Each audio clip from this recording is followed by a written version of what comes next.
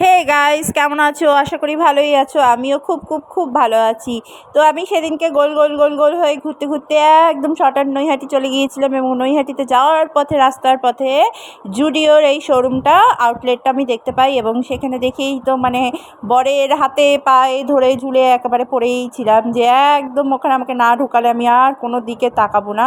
একবারে কাঁদতে কাঁদতে হাতে পায়ে ধরে একবারে তার কাছে ভিক্ষা চাওয়াতে সে আমাকে তখন রাজি হলো এবং বললো যে যাবা, এবং লিমিটেড, কিন্তু এদিক ওদিক সেরকমভাবে দেখবা না, তাকাবা না। পারলে প্রায় ঘোড়ার টুরি আমাকে পরিয়ে দিয়েছিল। তো যেই না বলা যে হ্যাঁ যাও, দৌড়াতে দৌড়াতে একদম পৌঁছে গেছি। কাচের দরজা পর্জা পারলে প্রায় ভেঙে নিয়ে ঢুকে পড়ি। ঢুকেই প্রথমেই বাঁ ধারে যে সমস্ত জামা কাপড় দেখলাম সেগুলো পরার বয়স এখন চলে গেছে আমার, কিন্তু যা দাম দেখলাম, দাম দেখে তো আমার জিভ দিয়ে একদম জল বেরোচ্ছে। কিন্তু এই সব জিনিসগুলো তো আর পরতে পারবো না।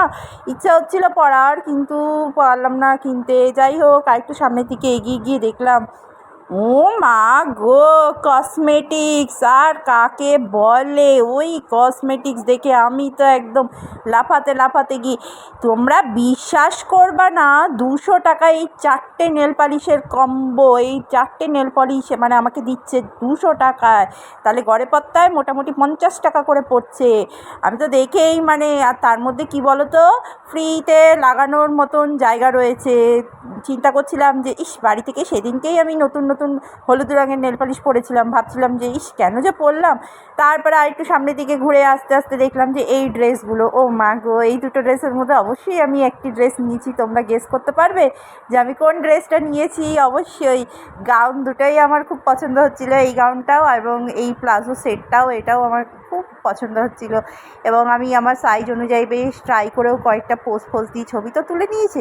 কিনি চাই না কিনি, ছবি তোলা মাস বাবা, ট্রায়াল রুম দিয়েছে তো এই জন্যই, এইসব কীর্তি করার জন্যই।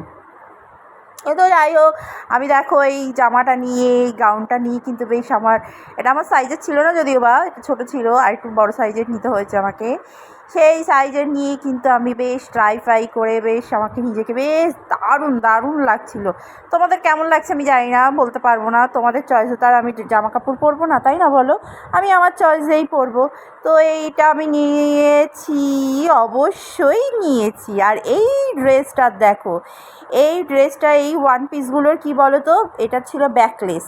এই ব্যাকলেস দেখে আমার বরকর্তার আবার একদম অপছন্দ, না না এটা নিতেই পারবে না, এটা পরতেই পারবে না, এটা পরলে কিন্তু আমার সাথে নিয়ে ঘুরতে বেরোবো না, হ্যাঁ না তা না, অনেক কথা এই বলে টোলে একটু তেল দিলাম। তেল দেওয়াতে সে ঠিক হয়ে যায়। এই বেগুনি কালারটা আমি নিয়েছি, এই বেগুনি ভায়োলেট কালারটা আমি অবশ্যই নিয়েছি, এবং ওটা ব্যাকলেস। একদিন অবশ্যই পরে তোমাদের সামনে আসবো, ভিডিও করব, নানা রকম ঢং দেখাবো, অবশ্যই দেখাবো, তোমরা চিন্তা করো না সেটা নিয়ে। এই করতে করতে বাড়ি চলে এলাম।